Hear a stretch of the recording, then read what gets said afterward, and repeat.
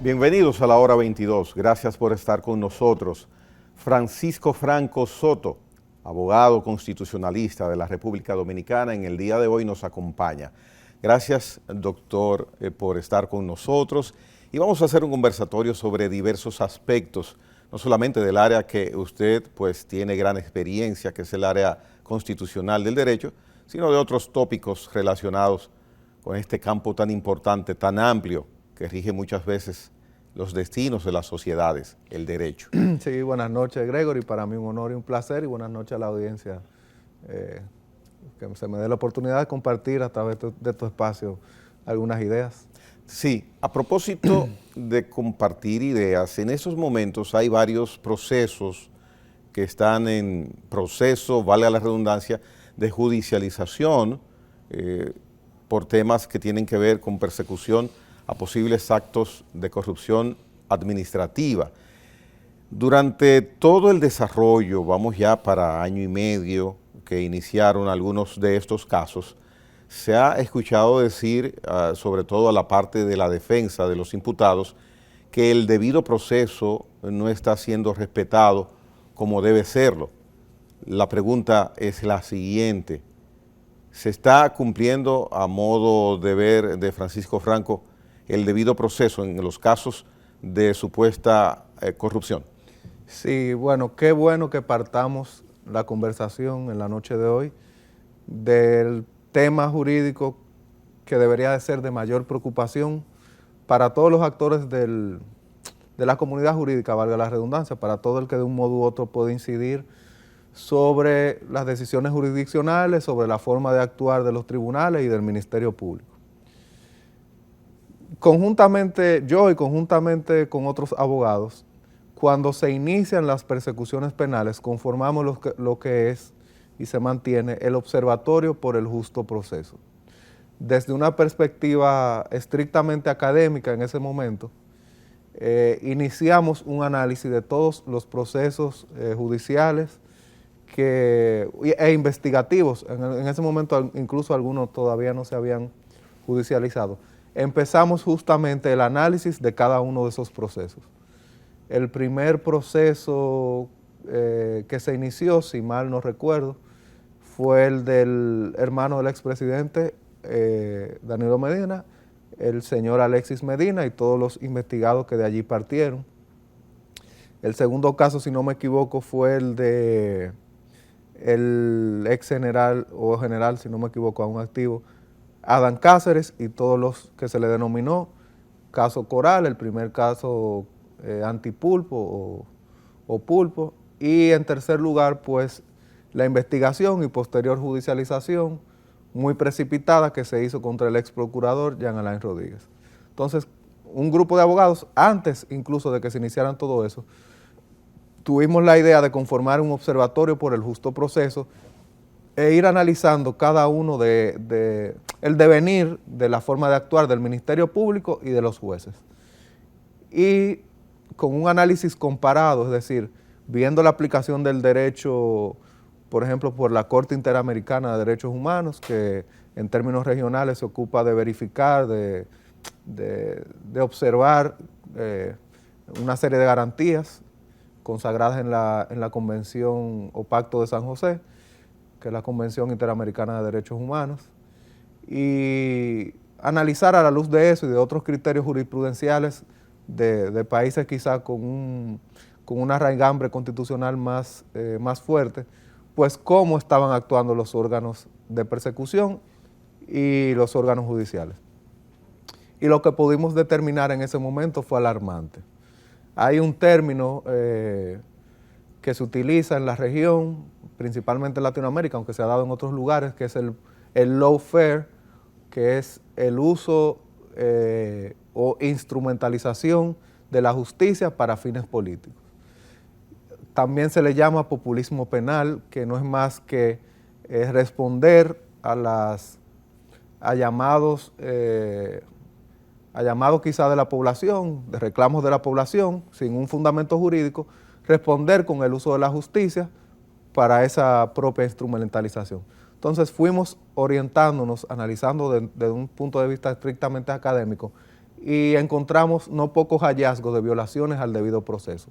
Y te voy a enumerar, por ejemplo, un paréntesis antes de esa enumeración, para que alguien pueda decir, en ese caso ustedes, quienes mantienen ese observatorio, que hay violación al debido proceso. ¿Debe conjugarse la acción violatoria, de acuerdo al criterio de ustedes, por parte del Ministerio Público, que es el órgano ejecutor, el órgano perseguidor, y por parte también del órgano judicial, en este caso los jueces? Exactamente, exactamente. No se da el populismo penal ni el lawfare o la instrumentalización de la política sin la conjunción de acciones de ambos órganos del poder, no del poder judicial, del sistema de justicia. Es decir, el sistema de justicia es un engranaje que funciona, que en términos ordinarios, en términos regulares, debería funcionar de la siguiente manera.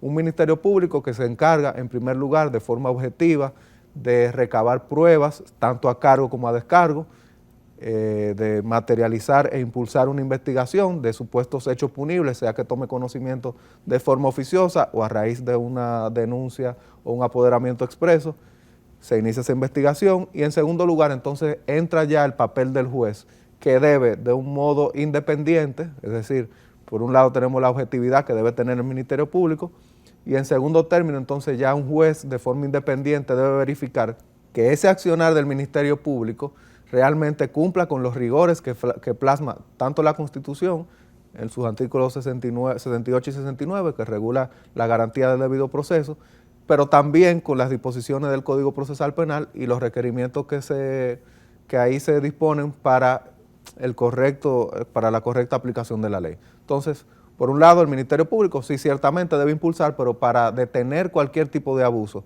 entonces tenemos el rol del juez, que justamente, y lo trascendente de tu pregunta, se han prestado, es decir, se han convertido más que en elementos para detener esos abusos, más que en un valladar, más que en una muralla, pues se han prestado a ser agentes de trámite. Hay abogados que le llaman sellos de goma y el término me gusta y yo simplemente acuño otro, que son oficiales de trámite, que simplemente reciben las solicitudes del Ministerio Público, no se ocupan de verificar ninguno de los requerimientos que establece la ley para una u otra decisión, sino que simplemente acogen de forma autómata esas solicitudes del Ministerio Público. Entonces, eso es lo que está sucediendo. Y en este caso, ¿ha habido participación de 3 o más jueces? Porque se mencionó 3 casos, donde está Cáceres, donde está el señor Medina y donde está el señor ex procurador. Entonces, ¿ha habido violación de procesos por parte de 3 jueces? Sí, de un modo u otro, el Ministerio Público aquí en el Distrito Nacional ha logrado doblar el lomo de los jueces. Los tiene sometidos a su designio y al menos aquí en el Distrito Nacional, y hablo del Distrito Nacional porque en otras localidades podemos ver que el derecho se viene aplicando ciñéndose a la ley y a la Constitución. Por ejemplo, en todos y cada uno de los procesos de persecución contra la administración pública, cuya peligrosidad nunca, hablo de peligrosidad de los agentes pasivos de la persecución penal, que son los imputados, ninguno de los imputados o investigados pueden considerarse más peligrosos que investigados por delitos de narcotráfico, lavado o los delitos conexos a ese tipo de infracción o ilícito penal. Sin embargo, te tomo como ejemplo eso porque, por ejemplo, en el caso de lavado y narcotráfico que se denominó caso Larva, me parece 12 investigados o 14, me parece que a menos de 4 se le impuso prisión preventiva. Sin embargo, si analizamos lo que es la imposición de prisión preventiva en los 3 casos que recién mencioné, pues el porcentaje es mucho mayor en términos de cantidad de investigados que finalmente deben pasar ese lapso de investigación, porque la medida de coerción no es más que la apertura formal del periodo de investigación. Ahí no se juzga culpabilidad, inocencia, ni medio probatorio contra nadie. ¿Y se puede hacer una evaluación comparativa en esos tipos de casos para determinar, bueno, en este hubo un privilegio o una facilidad de dar prisión domiciliaria, sin embargo, en estos casos de... Justamente la comparación que te quiero traer. Mientras en ese caso Larva, que no fue aquí en el Distrito Nacional, igual en el caso de los diputados y esposos de diputados de La Vega, ahora no recuerdo el nombre me parece que Miki López, ese caso que también es por lavado y narcotráfico, a esas personas se le impone un detector electrónico, los llamados comúnmente grilletes electrónicos, y se le da su libertad. Sin embargo, vemos como a estos investigados por delitos contra la administración pública, que pueden demostrar arraigo, no se le ha demostrado que realmente obstruyan la investigación. Peor aún, esas investigaciones, el Ministerio Público siempre llega a los tribunales diciendo que son investigaciones blindadas y que tienen pruebas más que suficientes, es decir, que obstrucción pudiese darse cuando ya usted tiene la investigación blindada. Entonces, lo innegable es, y mira, ese hecho del populismo penal parte del propio uso de términos, es decir, del propio uso de un mote, del propio uso de un nombre para la investigación. Automáticamente tú le estás llamando a un investigado pulpo, ya tú le estigmatizas como un animal en cierto modo despreciable por el alcance que tiene con sus brazos. Es decir, ya cuando tú lo presentas ante la población y ante el juez, ya tú lo señalas como una persona culpable y simplemente se está iniciando una investigación. Pero la calificación la ha establecido el Ministerio Público, no el juzgado. No, pero a eso me refiero, por eso hablo de cómo se instrumentaliza y se pretende presentar porque el lawfare no es solamente, no tiene como resultado solamente la decisión jurisdiccional, no solamente se materializa con la decisión, sino la intención, es decir, el fin que se inicia con el uso de las vías de derecho y en este caso también el uso de los medios de comunicación. Otro elemento de la instrumentalización de la justicia, el divulgar las solicitudes. Hay una fase del proceso penal que es completamente secreta, que es la fase investigativa, la fase preparatoria. Esa fase en principio es privada solamente, es reservada solamente para las partes, es decir, ninguna de las solicitudes de medida de coerción, ninguna de esas pruebas que todos manejamos de forma libre en nuestros celulares y que se publican en los medios de comunicación, como sucedió recientemente en el caso Coral 5G, donde todas las pruebas fueron difundidas, y eso se hace con ese fin de predisponer al juez y predisponer a la población. Eso ese justamente es incorrecto, es ilegal, es indebido, no es inconstitucional, es ilegal, porque tanto el Código Procesal Penal como la Ley 133.11 prohíben que los actores la 133.11 habla del Ministerio Público y lo fija como una infracción grave, como una falta grave disciplinaria, el hecho de divulgar las informaciones de esa etapa.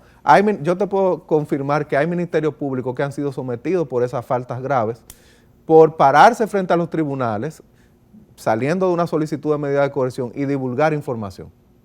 No voy a revelar aquí porque todavía no ha concluido esa investigación disciplinaria, pero quien te dirige la palabra ha sometido procuradores activos de esos que llevan procesos de delito contra la administración pública justamente por divulgar, porque no pueden hacerlo y la ley 133.11 en su artículo 8 prohíbe que divulguen esas informaciones. Pero sin tener que divulgar el caso, porque ya lo has dicho, sí. ¿Esos sometimientos han sido en casos distintos? No, en uno de estos casos. ¿En uno de estos casos? Yo soy abogado en este caso de varios de los investigados de algunos de esos procesos, y por hacer eso nosotros impulsamos esa vía porque la ley así lo permite. Y te puedo confesar que a partir de ese sometimiento no se ha vuelto a divulgar información precisa como se estaba haciendo. Es decir, ya tú ves que sí se están filtrando las solicitudes, pero ya ellos de forma precisa no señalan las pruebas que tienen ni datos que puedan comprometer su responsabilidad disciplinaria. Entonces, por ejemplo, esos expedientes que son ya conocidos porque medios de comunicación, abogados que no tienen que ver con el caso, comunicadores, tienen acceso y han tenido acceso a algunos de esos expedientes. Esta divulgación inadecuada, de acuerdo a lo que mencionas, podría convertirse en una herramienta a utilizar por las barras de la defensa, ya cuando se aperture juicio a fondo, si lo amerita, como parte o acción contaminante del caso. Bueno, dada la incidencia que el código quizás no le da la envergadura que tiene como consecuencia, simplemente la utilidad sería la que permite la normativa procesal penal y la ley 133.11 de someter disciplinariamente a quienes así lo hagan. No dan por consecuencia nulidad de procesos, es decir, no tienen esa sanción procesal de que pueda dar por resultado nulidad del proceso. Cosa que sí se da con otro tipo quizá de acción que se pueda desarrollar en el marco de un proceso penal. Por ejemplo, recientemente, que esa sí debe tener como sanción nulidad, recientemente en el caso Coral 5G, una jueza fue recusada, y todos sabemos cuál fue la jueza que conoció la medida de coerción, que fue la magistrada Kenya Scarlett Romero, ¿verdad? Entre otras cosas, fue recusada y ella se negó a tramitar la recusación. Según el Código Procesal Penal y la jurisprudencia del Tribunal Constitucional, automáticamente un juez es recusado, automáticamente, y me disculpan la reiteración, debe de tener el conocimiento del proceso respecto a ese investigado y remitir las actuaciones a la Corte de Apelación para que decida la suerte o no de la recusación planteada. Pero en este caso ella es la coordinadora de los casos de esa circunscripción puede ser jurídica. La jueza presidenta del primer colegiado. Si un juez es recusado, el Código Procesal Penal y la jurisprudencia del Tribunal Constitucional explican que para mantener el derecho fundamental a un juez competente, independiente e imparcial que plasma el artículo 69 de la Constitución, ese juez automáticamente es recusado. Así se ha recusado 200 veces en un proceso, debe detener las actuaciones y remitir a la Corte de Apelación para que decida en torno a esa acusación. Sin embargo, ella, en audiencia, de forma particular, contrario a la ley y contrario a la jurisprudencia del Tribunal Constitucional, decidió continuar con el proceso y conocer la imposición de medida de coerción. Es decir, ella usurpó las funciones de la Corte de Apelación y con una decisión que no dudemos que pueda dar como resultado incluso sometimiento penal por prevaricación, decidió ella misma la recusación. Y a partir de allí sí puede considerarse que esas actuaciones son nulas de pleno derecho por ser contrarias a la Constitución. Sí, eso hemos notado, que a pesar de haber recusación contra esa jueza, ella continúa con el desarrollo del proceso. Entonces, ¿quién ha debido indicarle, porque ha de tener un superior jerárquico o un mecanismo automático que indique que no puede continuar con el conocimiento de esos casos? Si la continuidad o la continuación del proceso viene derivada de una decisión de la Corte de Apelación, en razón de la recusación no hay ningún problema. Sin embargo, en este caso ella actuó contrario, como te dije, a la Constitución y la ley, y ella misma se erigió en Corte de Apelación, decidió su recusación y decidió continuar con el conocimiento del expediente. Te repito, ese proceso es nulo, de plena nulidad, nulo de pleno derecho, a partir tanto del artículo 6 de la Constitución como del artículo 73 de la Constitución y del propio artículo 69, pero 69 entonces, de la Constitución. Los que no conocemos ni sabemos nada de derecho, pensamos, pero el juicio sigue, la obra sigue, entonces ¿a dónde va a llegar eso? En su momento eso se decidirá en los tribunales correspondientes. Un elemento importante de ese lawfare que viene sucediendo en República Dominicana es el siguiente. En Brasil, por ejemplo, en Argentina, en Venezuela igualmente, en varios países de Latinoamérica, en Nicaragua ni hablar, que recientemente se utilizó la justicia para apartar de candidaturas a no pocos candidatos, algunos me parece que todavía se encuentran privados de libertad. En toda Latinoamérica este proceso se ha dado, pero con el devenir del tiempo, con el paso del tiempo, han aparecido jueces que sí han aplicado el derecho. El caso de Brasil es emblemático. El juez Moro ya es ampliamente conocido, los hechos de prevaricación que cometió con el fin de darle el golpe blando de Estado que se dio en Brasil, que finalmente lo que ha devenido es en la posibilidad real de que Lula da Silva o su partido finalmente vuelvan al poder.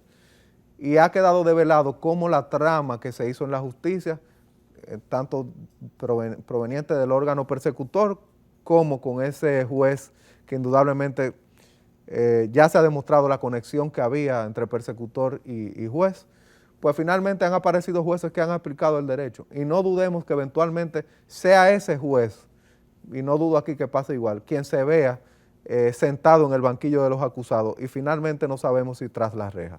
Bueno, interesante la explicación que sobre este aspecto da el doctor Franco. Venimos en breve porque vamos a una pausa comercial.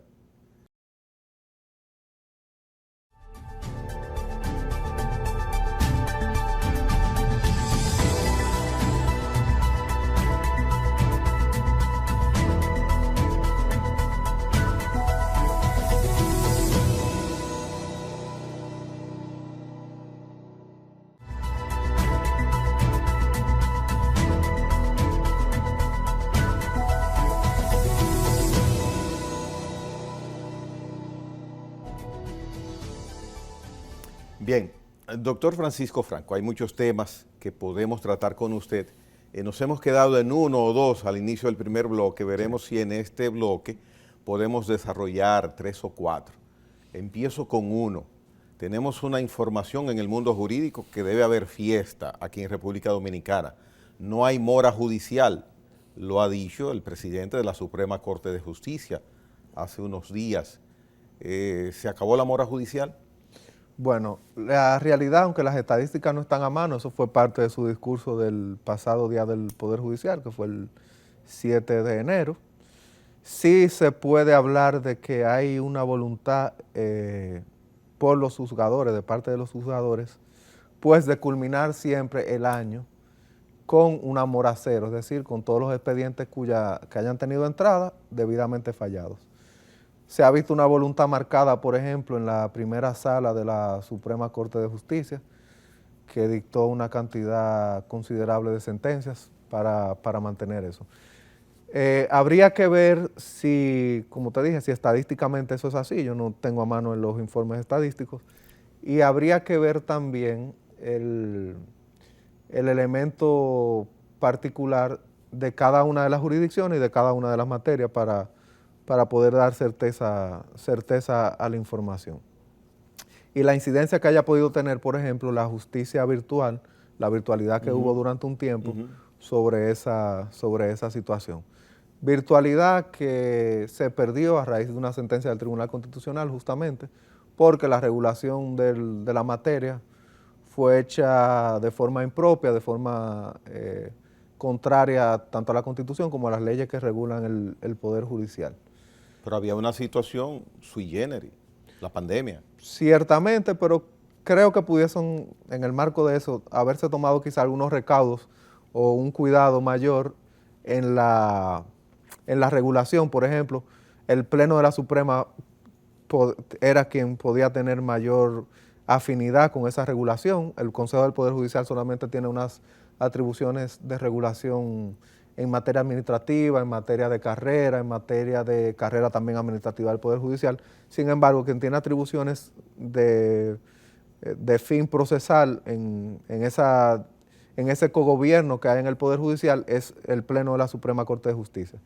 Ahora mismo también fue a raíz de la iniciativa legislativa en esa materia que corresponde a la Suprema Corte de Justicia, no al Consejo del Poder Judicial, pues fue presentado un proyecto de ley para regular ya definitivamente el tema de la virtualidad, proyecto de ley que no ha podido prosperar justamente quizás por lo amplio o en cierto modo ambiguo de sus disposiciones. ¿Por qué? Ese proyecto es para aceptar la virtualidad. Sí, para implementarla ya con una disposición legal. ¿Cuáles son los vicios que se le imputan a ese proyecto de ley o que se le señalan al proyecto de ley? Primero, el carácter ambiguo que tiene, es decir, traspasa básicamente las atribuciones regulatorias. Los procesos, el debido proceso es una reserva de ley, es decir, lo que es la determinación o la forma de incorporación de la prueba, la Constitución lo reserva a la ley. Lo que es la determinación del juez imparcial, ni hablar. Lo que es todo el conjunto de reglas procesales de competencia, la regulación del derecho de defensa, la regulación del derecho a ser oído que corresponde a cada ciudadano, todo eso son reservas de ley. Sin embargo, en el proyecto de ley que fue presentado, simplemente se le pretende dar más bien, o en ese proyecto lo que se plantea es que por vía regulatoria, pues el Poder Judicial pueda regular todo lo que tiene que ver con virtualidad. Sin embargo, cada una de las materias, cada una de las ramas del derecho, el derecho penal y procesal penal, tiene una serie de reglas de incorporación de pruebas. La materia laboral tiene una serie de reglas de incorporación de pruebas y de comparecencia. La más difícil para hacerlo compatible con la virtualidad sería el área penal. Yo entiendo que sí, es una materia que requiere, primero por su carácter oral, por ejemplo, la materia civil es meramente escrita, es decir, las pruebas de una obligación siempre se hacen de una forma escrita, a partir de los 20,000 pesos, la prueba por excelencia es el acuerdo entre las partes, por ejemplo, y corresponde al juzgado de primera instancia, por tomarlo de ejemplo. Pero tal como señalas, quizás las materias que más atención requieran de una regulación pormenorizada sean la penal,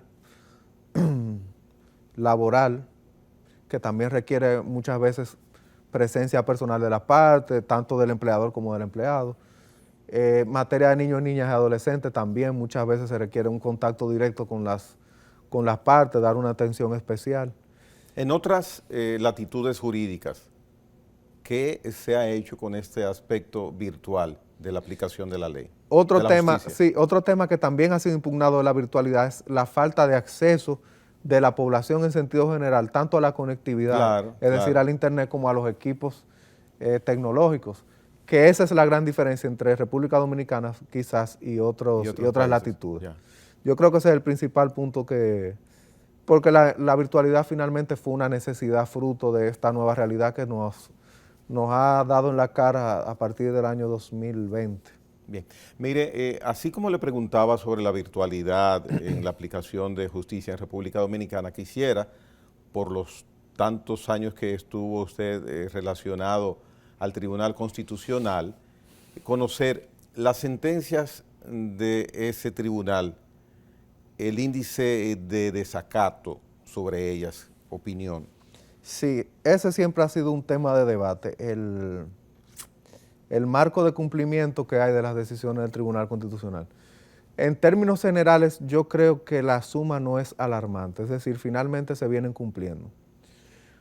Primeramente porque normalmente, usualmente, se acostumbra a imponerle lo que se llama astrente, que es una sanción penal una sanción pecuniaria frente al incumplimiento del dispositivo de la sentencia. Entonces, eso obliga, cuando la gente ve que le entran o le meten la mano en el bolsillo para que cumpla una decisión, la gente y las instituciones generalmente acceden al cumplimiento. Hay una institución, yo conozco, tiene 400 y tantos de millones de pesos de astrente contra una decisión. Bueno, esa particularmente no la conozco. Yo le voy a mencionar cuál es. Pero creo que el rango, el promedio de cumplimiento no debe ser alarmante. Ahora bien, sí hay casos como ese de los 400 millones y otros que ciertamente se incumplen. Ahora bien, recientemente, a mediados del pasado año 2021, en ese segundo tramo del año 2021, el Tribunal Constitucional, que ha mostrado preocupación dictando varias resoluciones, dictó una última resolución para finalmente reforzar sus atribuciones en materia de ejecución de sentencias. La ley 137.11 reserva al Tribunal Constitucional la posibilidad de resolver cualquier incidente o cualquier incidencia que se dé con relación a la ejecución de un fallo. Y en función de esa atribución, pues el Tribunal Constitucional ha dictado 2 veces resoluciones. La última resolución que dictó, que es la del pasado 2021, pues aborda de forma, podríamos decir, un poco más agresiva el tema. Y ya el Tribunal Constitucional, aún, por ejemplo, no haya impuesto astrente en un determinado fallo, cuando es apoderada de un incidente, pues puede imponer nueva vez el fallo. Me parece que también van a hacer uso de la fuerza pública, se van a auxiliar de la fuerza pública, cosa que no venían haciendo, para obtener cumplimiento también de decisiones. En países como España y Alemania... Esos son gestos o síntomas de debilidad o atribuciones que tiene el tribunal. Yo entiendo que es una acción correcta. Te iba a mencionar los ejemplos del Tribunal Constitucional Español y el Tribunal Constitucional Alemán. Ambos, en materia de ejecución de sentencia, tienen atribuciones parecidas a la que tiene el Tribunal Constitucional, y ambos han recurrido a ese tipo de auxilio, al uso de fuerza pública, e incluso en el caso del alemán ha entendido que puede incluso hacer uso del ejército para lograr el cumplimiento de una decisión. Es decir, cuando es una sentencia del Tribunal sí, Constitucional. claro, Ya. claro, para lograr justamente la ejecución de un fallo del tribunal. Bueno, habrá que ver Sí, qué pasa aquí en con esa República situación. Dominicana. Mire, hay una particularidad en una opinión que tuvo un distinguido invitado nuestro recientemente aquí en la hora 22 sobre un tema. El doctor Emmanuel Esquea Guerrero emitió su consideración donde él indica que no es partidario que el presidente de la República, cual que sea, se desprenda del Ministerio Público, del control del Ministerio Público, porque ese es el brazo ejecutor judicial del Poder Ejecutivo. ¿Qué opinión le merece ese criterio?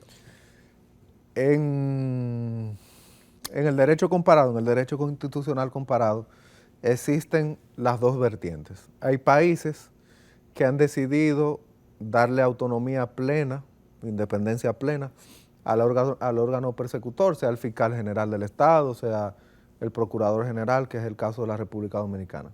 Hay otros sistemas donde esa designación se pasa por el tamiz del Congreso Nacional y de una forma democrática, plural, consensuada, las fuerzas políticas aunan esfuerzos para esa designación, y está el caso de República Dominicana, que la designación corresponde directamente al jefe del Ejecutivo. Otro aspecto, antes de pasar a ese análisis puntual, es la necesidad imperativa que tiene República Dominicana de deslindar funciones que tiene el Ministerio Público actualmente. Por ejemplo, el Ministerio Público es el órgano persecutor del delito. Traza la política de criminalidad y no solamente persigue, sino que traza las políticas de persecución. Órgano rector del sistema penitenciario. Tiene bajo su cargo también, por ejemplo, el INASIF, que es un órgano de certificación, de verificación de medios probatorios. Es decir, es un abanico de funciones que yo creo que la comunidad política, los actores políticos deben reflexionar sobre la necesidad de crear, por ejemplo, un Ministerio de Justicia y ese Ministerio Público. Ahora me voy a la pregunta puntual de desprender la designación del titular del Ministerio Público y otorgárselo no sé a qué órgano, pero me imagino que sería, por ejemplo, a un Consejo Nacional de la Magistratura. O a lo que usted indica de la posible creación de un Ministerio de Justicia. Sí, pero si se crea el Ministerio de Justicia, pues igual existiría la Procuraduría, pero ya solamente con la función de perseguir el delito, que es lo que se estila en algunos estados. Ahora bien, si hacemos ese traspaso de designación del Poder Ejecutivo a un órgano, no sabemos si al Congreso, al Consejo Nacional del Ministerio. En esencia sería independiente. En esencia sería independiente. Ahora eso nos llevaría al peligro siguiente. Y volvemos al tema del primer bloque, el populismo penal. Nada garantiza que un titular del Ministerio Público no incurra en instrumentalización de la persecución penal de forma aún más grave de la que se viene haciendo. ¿Por qué? Porque muchas veces se usa la carátula de independiente para encubrir, y eso se da eso es muy común en República Dominicana, para encubrir pretensiones reales que se tienen. Y quizás no sería bueno ni siquiera traer ejemplos a la palestra, al debate, pero eso se estila. Bueno, y en Latinoamérica, no hay pocas experiencias, por ejemplo en Colombia, en el propio Brasil, de que los fiscales generales, supuestamente independientes, se prestan para esa instrumentalización, que podría ser más grave, porque podría incluso desestabilizar el propio sistema vigente de partidos y el sistema de gobierno. ¿Qué sí garantiza, a mi modo de ver las cosas, la independencia del Ministerio Público? La carrera del Ministerio Público, una carrera fuerte, designaciones y la inamovilidad en las designaciones de los fiscales titulares y de todos los miembros de la carrera, la disminución de los poderes del Procurador General de la República con relación a esa carrera, que la autonomía de cada uno de los fiscales sea real, y decir, la independencia interna. Hay dos independencias en la función tanto judicial como del Ministerio Público, una independencia institucional y una independencia interna al interno del órgano, al interno de la propia institución. Entonces, cuando se logran que esas dos independencias sean lo suficientemente fuertes, la independencia objetiva y subjetiva, pues se garantiza que, por ejemplo, en el caso de los jueces, ese juzgador pueda decidir ajeno al pensamiento de que su decisión pueda tener por objeto una represalia. Y lo mismo pasa en el Ministerio Público. Yo entiendo que el hecho de que se ha designado una persona para gerenciar la titularidad de una institución no es lo que va a determinar finalmente si es un órgano realmente autónomo con relación al poder. Bien.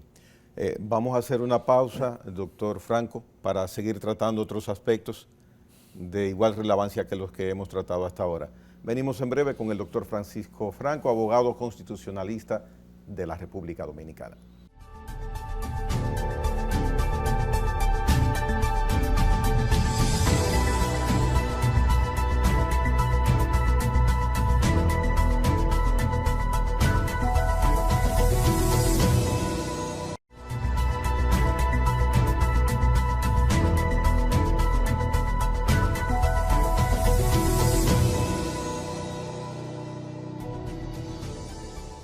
Bueno, por eso bien, continuamos con el desarrollo y llegamos a la última etapa de la hora 22 hoy día con el doctor Francisco Franco.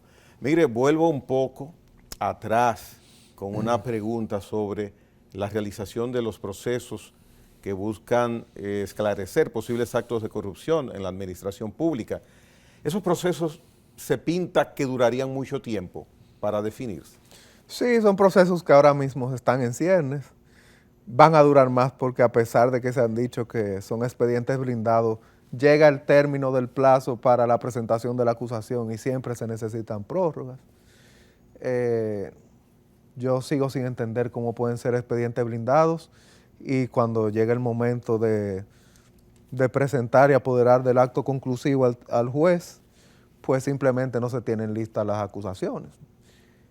Sin embargo, los investigados vienen sufriendo desde que inicia la investigación nada más y nada menos que 18 meses en las costillas en lo que se investiga.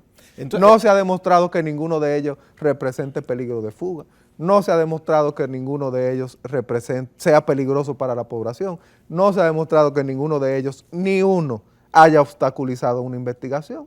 Y ahí los tenemos a todos esos investigados cumpliendo 18 meses de prisión preventiva, una pena anticipada por el mero deseo y voluntad de un ministerio público y, no quisiera ser muy fuerte, la cobardía o falta de entereza de no pocos jueces del Poder Judicial. Ese es el panorama actual de los procesos y persecución de los delitos de administración pública en República Dominicana. Simplemente son un circo sin pan. A la población se le presentan estos expedientes blindados. Veremos cómo van pasando ese filtro de los juicios del juicio a la prueba o juicio preliminar, que es donde finalmente se valora la pertinencia o no de la acusación, que siempre se solicita prórroga, se solicitan 4 meses de prórroga.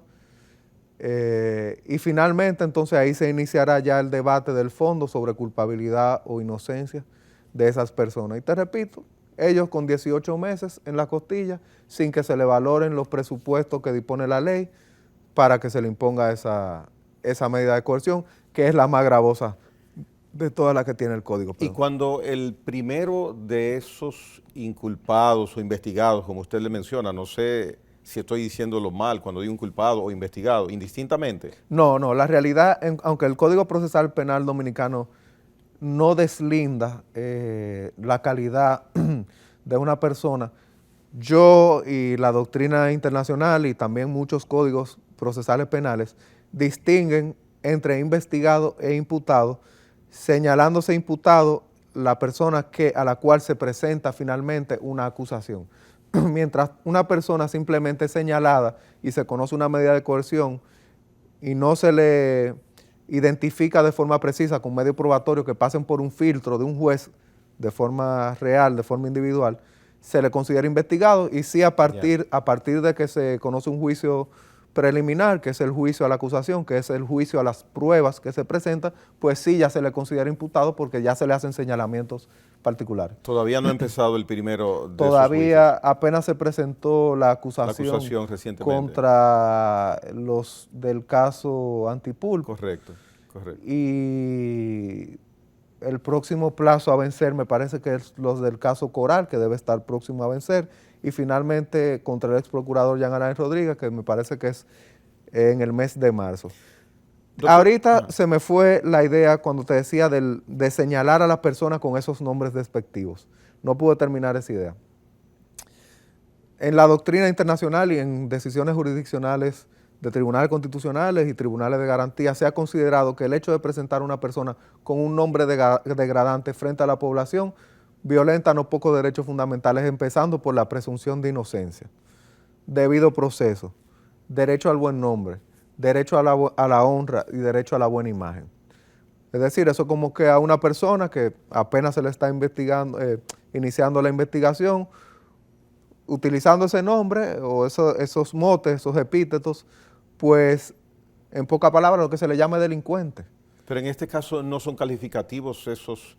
Bueno, cuando usted le llama pulpo, usted le está llamando a una persona que tiene muchos brazos, que al final lo que está con esos brazos pues jalando de todas partes. ¿Y los jueces no se han pronunciado al respecto? No. ¿Es un precedente esto o anteriormente se había En República Dominicana nunca se había utilizado eso. Sí, en Latinoamérica se ha sancionado, en Colombia, por ejemplo, en Perú también, en España también, la Corte Interamericana de Derechos Humanos igualmente, han señalado que el uso de ese tipo de nombres para investigaciones pues vulnera esos derechos. Aquí próximamente me parece que tendremos precedentes de apoderamiento sobre ese tema. Aquí pero hasta ahora las defensas pero de aquí ninguno... se va a hacer. Le aseguro que aquí próximamente, sé de viva voz, no quiero develar parte de estrategia de defensa de una persona, pero se va a apoderar un tribunal para que ya se detenga esa violación a sus derechos. Y no sería un poquito tarde, porque como que pudieron tarde o temprano, antes. Sí, tarde o temprano, pero vale la pena que se siente el precedente, porque al Ministerio Público hay que ponerle un límite, que lamentablemente no hemos encontrado jueces que honren la borla morada y detengan los desmanes y abusos que, por ejemplo, tomo el tema del nombre, pero que en otros ámbitos se vienen desarrollando por parte del Ministerio Público. Mire, y cuando usted menciona los 18 meses en las costillas, palabras suyas, sí. Y cuando el primero de esos investigados tenga esos 18 meses ahí en las costillas, como usted dice, ¿qué va a suceder a los 18 meses y un día? ¿Continuar en prisión? Sí, aunque el Código Procesal Penal fija que el plazo máximo para la prisión preventiva son 18 meses, en la práctica muchos jueces renuevan la medida de coerción, es decir, la reiteran. Y no dudo que vaya a suceder en estos procesos. Lo más grave de eso es que los presupuestos para la imposición de la prisión preventiva, y hablo en términos generales, los presupuestos para la imposición de prisión preventiva y de cualquier medida de coerción son el señalamiento de un hecho punible que presuponga una sanción de pérdida de libertad, una sanción que limite la libertad, un riesgo o peligro de fuga, y que una persona pueda obstruir la investigación. Pero automáticamente se presenta la acusación, ya la investigación culmina. O sea que ese elemento imprescindible para la imposición de la medida de coerción desaparece. Sin embargo, veremos, y así ha sido la práctica, que a estos casos se le va a renovar la prisión preventiva. ¿Qué es lo más grave? Aquí hay no pocos precedentes de casos de investigación de este tipo de delitos cuyos procesos se han conocido todos en libertad. Ejemplo, el caso de Odebrecht. Ejemplo, el caso de los Tucanos. Ejemplo, aunque un poco más antiguo, al ex coronel general Pepe Goico se le conoció un proceso en libertad. No son pocos los procesos de delito de administración pública que se han podido conocer en ¿Y libertad. por qué la coincidencia entonces de que todos estos casos recientes los jueces hayan tomado la misma determinación de aplicar o determinar prisión preventiva? Sí, yo te repito lo que al inicio te dije. El populismo penal, la instrumentalización de la política por parte del Ministerio Público ha encontrado un engranaje en el Poder Judicial. Hay un elemento que no podía dejar de decir y es algo que viene sucediendo en la judicatura. Si te fijas, el juez Alejandro Vargas, que fue juez coordinador de los juzgados de instrucción y es quien impone la prisión preventiva a Alexis Medina, salta desde un juzgado de instrucción hasta el Tribunal Constitucional en base a esa sentencia. Y no pocos jueces... Pero perdóneme, ¿qué significa lo que usted está diciendo? Porque... Repito, el juez Alejandro Vargas salta de imponer la medida de coerción al hermano del expresidente Danilo Medina, Alexis Medina, salta del juzgado de la instrucción al Tribunal Constitucional. No pocos jueces de la República Dominicana en su cabeza, al momento de dictar un fallo, van pensando en cómo ser simpáticos con los gobiernos de turno. En este caso, los jueces están pensando que en el próximo año 2023 y en 2 o 3 años vendrá pues una renovación de altas cortes. Y al momento de tomar su decisión, muchos de ellos van pensando en cómo plegarse a los que pueden ser los deseos o designios del gobierno de turno. Y eso yo estoy seguro, no me cabe duda, que está en la psiquis y se debe dar incluso en conversaciones con algunos de esos jueces. Y entonces los méritos que puede haber acumulado, incluido su buena relación o su buena facilidad de expresión de su manejo del tribunal, del doctor, usted lo pone de lado como mérito para poder haber escalado de esa manera. ¿Del magistrado Vargas? Sí. Realmente no tengo nada en contra ni a favor del magistrado Vargas, me merece respeto, pero lo cierto es que él salta de un juzgado de la instrucción al Tribunal Constitucional. Y hasta donde sé no se le conocen esa profundidad en el estudio del derecho constitucional quizá, o esa especialización previa. Y te repito, sé que en la psiquis de no pocos jueces, ese tipo de acción, ese tipo de situación, que debería la República Dominicana abocarse a un análisis de cómo preservar la independencia del Poder Judicial con relación al ascenso a las altas cortes. Mire, y si usted fuese juez, ¿dónde me pondría usted la importancia que reviste que haya una mediatización tan fuerte de estos casos, inclusive para las barras de la defensa? La verdad que para mí resulta penoso cómo todos estos procesos, más que en aplicación del derecho, yo en el marco de mi profesión me considero un estudioso del derecho. Soy abogado litigante, pero en la medida de que tengo tiempo libre me dedico al estudio de derecho y da pena que lo que se esté implementando en los tribunales no sea derecho. ¿Y qué Lo es? menos que se está, populismo penal, decisiones basadas, influidas, contaminadas con medios de comunicación, redes sociales y una que otra aclamación de esas cuentas, muchas de ellas basura, que en redes sociales pues impulsan una determinada agenda. Los jueces se ven presionados por eso y eso en los tribunales, yo que, te repito, llevo varios procesos de delito contra la administración pública, te puedo dar certeza de que lo menos que se está aplicando es derecho. Entonces la peor parte la lleva en este caso el imputado, el investigado. En este momento sí, pero la rueda va a dar vueltas. No sabemos mañana quiénes serán los investigados, no sabemos mañana quiénes estarán sentados en el banquillo de los acusados y finalmente contra quién el peso de estas acciones que se están desarrollando ahora, ese boomerang a quién finalmente va a golpear. Bien, doctor, no tenemos más tiempo por este programa, pero sí hay algo muy importante. Hay más programas por delante y por eso le abro la puerta para que en determinado momento no muy lejano pues pueda estar con nosotros de nuevo. Para mí un honor, Gregory, y a la audiencia pues gracias por dedicarme estos minutos y gracias, reitero, Gregory, por la oportunidad. Bien, señores, El doctor Francisco Franco Soto estuvo con nosotros hoy día, abogado de la República. Ya ustedes lo escucharon. Saque usted sus conclusiones y usted qué opina. La próxima entrega de La Hora 22 será mañana, Dios mediante.